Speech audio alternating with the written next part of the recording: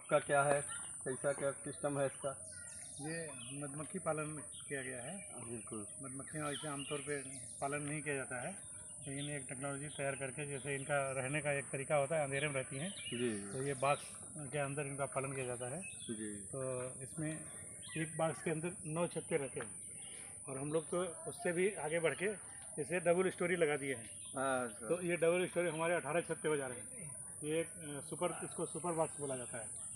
तो इससे इसका उत्पादन लगभग 2 गुना मिल जाता है।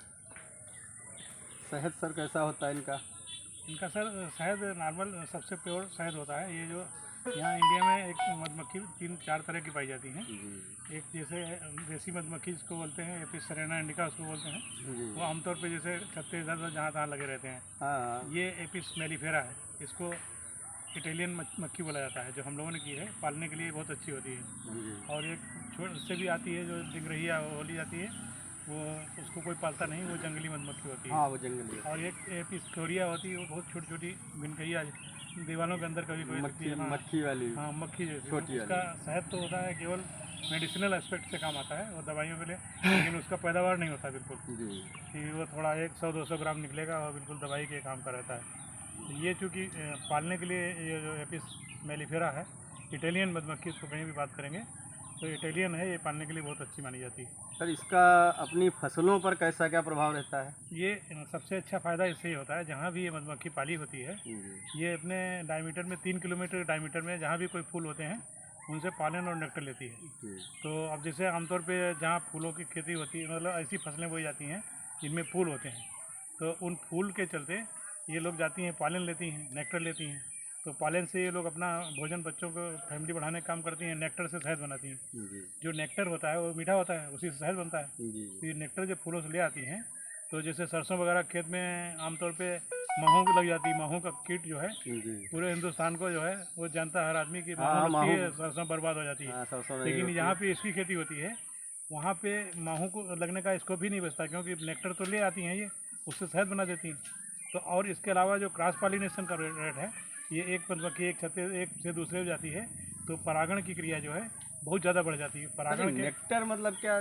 फूलों से नेक्टर का क्या मतलब है? ये सर एक्चुअली फूल में क्या होता है, एक तो पराग पाया जाता है, दूसरा पुष्प रस होता है जी। तो ये दोनों चीज़ें होती हैं। वो पराग जो होता है वो खाने में काम आता है इनके बच्चों के। पुष्प रस होता है, वही उसको अंग्रेजी में नेक्टर बोलते हैं। और नेक्टर का इंग्लिश मीनिंग हिंदी में बोलोगे तो अमृत है।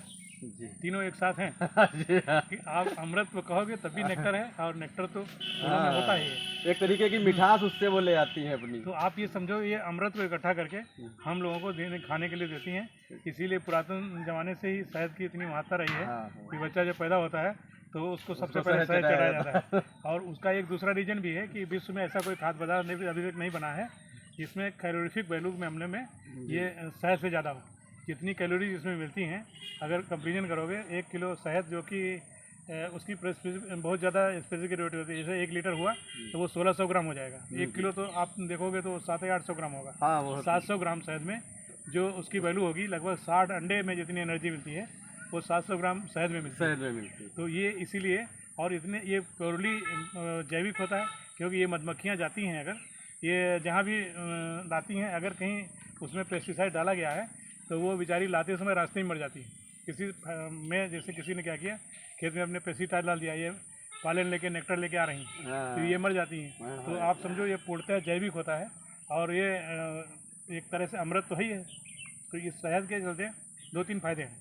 एक तो जो क्रॉस पॉलिनेशन बढ़ता है, इससे 15 से 20% तक फसलों का उत्पादन बढ़ जाता है। जिस किसान के खेत से ये पॉलन ला रही हैं, नेक्टर ला रही हैं, उस आदमी को पता भी नहीं चलता है, लेकिन 15-20% उसका उत्पादन बढ़ जाता है। सरसों या जो भी ऐसी फसलें जिनमें फूल आते हैं, तो इससे ये पूरा सामाजिक एक क्रांति हो जाती है उस क्षेत्र के लिए। और जो मधुमक्खी पालन करता है उसके लिए तो ये बहुत अच्छा आय का स्रोत है, क्योंकि हम लोग आमतौर पर जैसे मधुमक्खी पालन करते हैं तो मार्केट में जो भी रेट हो, हम लोग 300-350 रुपये किलो के हिसाब से बेचते हैं। आमतौर पे जैसे ये बक्से रखें, हम लोग 7-8 कुंटल तैयार कर लेते हैं, और अपना एक उस तरह का बिजनेस टाइप में नहीं, बिल्कुल घरेलू हॉबी की तरह डेवलप किए हैं। और कुछ नहीं तो हम लोग 2-2.5 लाख रुपए आराम से इसमें हम लोग को वो भी मिल जाता है। पूरे साल हम लोगों को घर से आदमी शहद लेता रहता है, और हम लोगों का रहता है, आमतौर पर कोई बिजनेस करता है आदमी तो उसे दुकान खोलनी पड़ती है, ऐसे हाँ। सब घर में चले आते हैं, लोग ले लेते हैं। तो ये एक पूरे क्षेत्र का विकास हो रहा है। और आने वाले समय में ये अगर शहद क्रांति लाई जाए, सरकार ने 500 करोड़ रुपए का बजट रखा है इसके लिए जी कि शहद के लिए क्रांति, मीठी क्रांति करके लाई है। तो अगर किसान लोग इसके लिए जागरूकता फैलाएं और ये करने लगें तो उनकी आय भी बढ़ेगी और उनकी हेल्थ भी बढ़ेगी, उनके बच्चों का स्वास्थ्य भी सही होगा। तो जो गवर्नमेंट की मंशा है ये भी पूरी होगी और उसका अपना इकोनॉमिक स्टेटस भी अपने आप बढ़ जाएगा। जी जी बिल्कुल। तो ये बहुत अच्छा एक बिजनेस है। इसको अगर कोई लोन लेता है तो ग्रामीण क्षेत्रों में 35% सब्सिडी ली जाती है। जैसे कोई 10 लाख का लोन लेता है तो उसे 3.5 लाख की सब्सिडी मिल जाती है। जी ये अपने में बहुत महत्वपूर्ण है।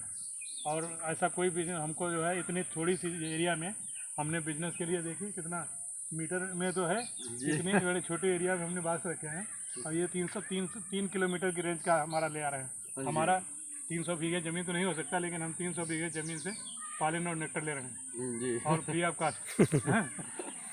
तो ये 3 एकड़ डायमीटर के लोगों का हम स्वास्थ्य भी सही कर रहे हैं, खेतों में बीमारियां भी ठीक कर रहे हैं और अपना उत्पादन करके अपनी इकोनॉमिक स्टेटस को भी बढ़ा रहे हैं। शुद्ध शहद खाने से इतना आराम मिलता है। जैसे हमारे यहाँ पिताजी का 94 एज है, वो डेली खाते हैं, अभी बिल्कुल टनाटन चलते फिरते रहते हैं, कभी कोई बीमारी नहीं आती। और आमतौर पे जैसे हम भी हैं, वो घर में होता है तो हम डेली खाते हैं। ये एक खाद्य पदार्थ के किस तरह से इस्तेमाल किया जाए, कितना एनर्जी है, तो आमतौर से बीमारियों से बचा जा सकता है। तो खेतीबाड़ी करने वाले आदमी मेहनत करते हैं और कितना मेहनत करेंगे एनर्जी लेवल मेंटेन रहेगा। तो ये इसके जितने भी फायदे हैं, नुकसान तो कोई नहीं है, नहीं फायदे हैं सर, लेकिन लोग डरते हैं।